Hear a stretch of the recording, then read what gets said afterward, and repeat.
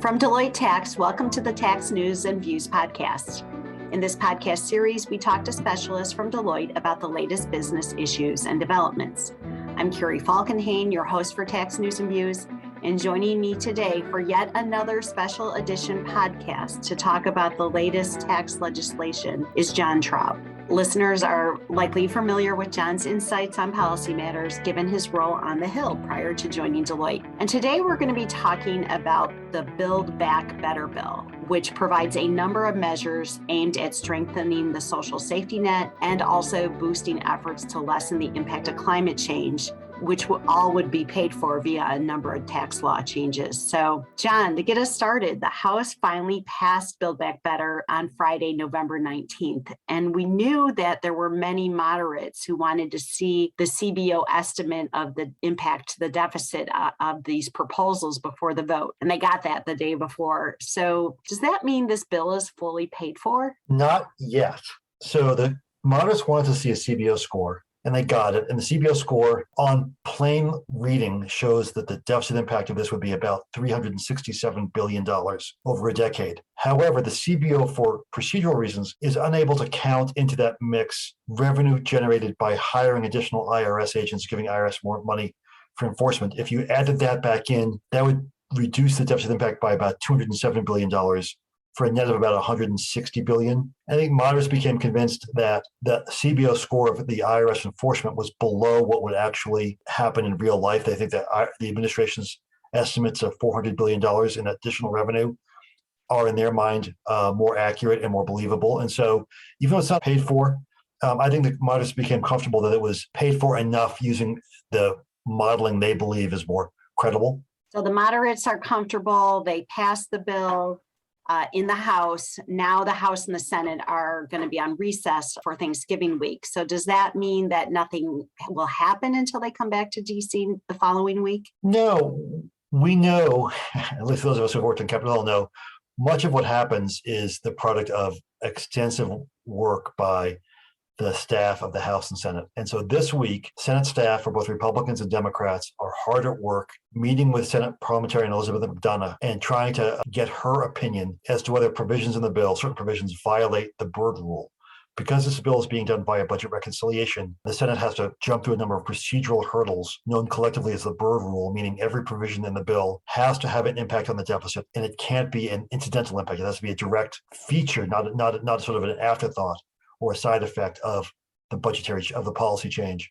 The staff is hard at work meeting with the parliamentarian, attempting to sort of go through the bill line by line, and Republicans will be looking for ways to argue things violate the Byrd rule, and Democrats will be looking for ways to argue that things don't violate the Byrd rule, and in the hopes that when the Senate comes back from their Thanksgiving recess next week or soon thereafter, they'll have a set of opinions from the parliamentarian that can be the basis of floor action on the Build Back Better bill. So beyond what might come back from the Byrd bill process, do we think the Senate's going to want to make additional changes? And what would the process be to move forward overall? We do think the House bill will be modified in some important ways. We know that Senators Manchin and Sinema, who have been sort of the two more moderate holdouts, will want to go through the bill with a fine-tooth comb and make sure that they are comfortable with it. For sure, already Senator Manchin has expressed concerns about the paid family medical leave piece in the House package. The immigration changes that were in the House package are likely not to survive the Byrd path process. Senator Manchin has also expressed a number of concerns about provisions in the bill that would provide especially large tax benefit for electric vehicles made with union labor. He thinks that's an unfair discrimination against non-union automakers. And he's expressed concerns that there are some ways the bill is crafted that hide its true cost. So for example, if you have a 1-year extension of a child tax credit benefit, you're only in the bill, quote, paying for 1 year, but the assumption is a future Congress will extend it in the future, and therefore you're sort of hiding the true full cost of this. And he wants to sort of address what he views as gimmicky scoring mechanisms in the package. So all these things will have to go through the filter of what is he comfortable with. And then separately, because this is being done via budget reconciliation, the time for debate on the Senate floor is limited. And I think we've talked in the past, Carrie, that while time for debate's limited, the time for amendment votes is not. And so once debate time is exhausted, Republicans can offer an unlimited number of amendments on almost any topic they choose. And we can expect Republicans to offer a variety of amendments, some of which will be targeted at making political points ahead of the 2022 midterm elections, but some will be targeted at trying to find areas where there are fissures between some Democrats and the rest of the party, trying to make changes to the bill that will make uncomfortable votes for members going forward. So there are a number of opportunities in the process going forward for changes to be made. And we do think the Senate will, while they will likely stick with the basic architecture of the House package, we expect some substantial changes to be made nonetheless. So there's likely to be changes, and there's also a lot going on, right, for the Senate in December. So talk a little bit about whether or not we think this bill will be done before the ball drops in Times Square. And if they can't get it done by the end of the year, what does that mean? There are a number of really high-profile things the Senate needs to work on in the month of December. On December 3rd, government funding expires. If there's not a bill to extend funding of all the agencies, then you'd see a shutdown of a variety of government functions. That's a politically difficult thing that neither party wants to engage in, but there are real policy fights between the parties as to what they want to fund, how they want to fund the government going forward. Sometime around the middle of the month, we think that the Senate will have to process a bill to raise the federal debt limit.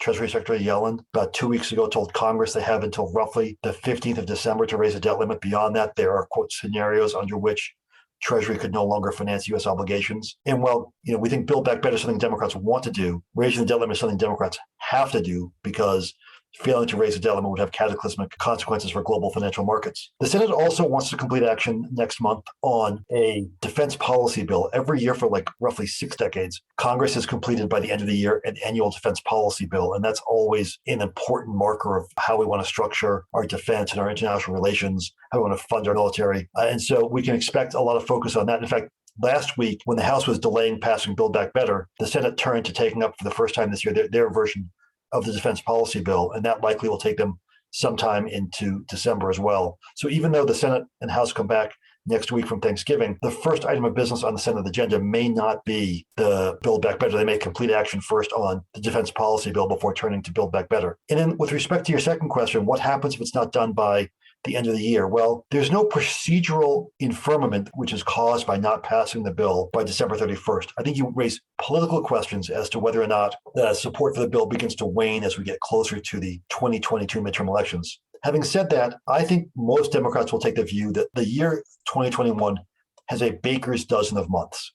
And as long as it's done by January, it's still far enough away from the 2022 midterms that the approaching midterm elections won't cause an erosion of support for the package. Now, that doesn't mean they could work on the process forever and ever, but I do think as long as they're done sometime in January, it likely is not going to be disqualifying for key Democrats whose votes are needed to pass it. And if it does get done in January, do you think there'll be a major impact to effective dates? That's the thing we're going to watch carefully, Carrie.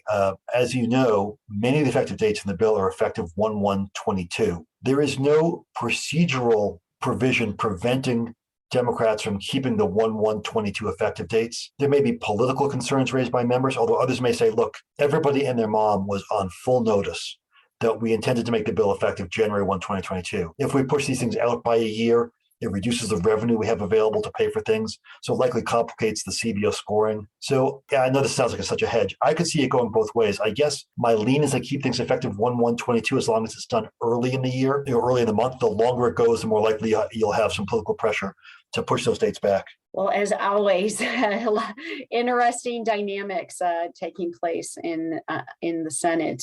So thank you, Jon, for providing that update. And I look forward to our next discussion, whether that be in December or in January. Looking forward to it. So if people would like more information, you can subscribe to the email version of Tax News and Views on Deloitte.com, and you get a weekly update on the latest policy matters. You could also connect directly with Jon via LinkedIn, or be sure to tune in here for future policy editions. In the meantime, thank you all for joining us, and I hope you continue to be well.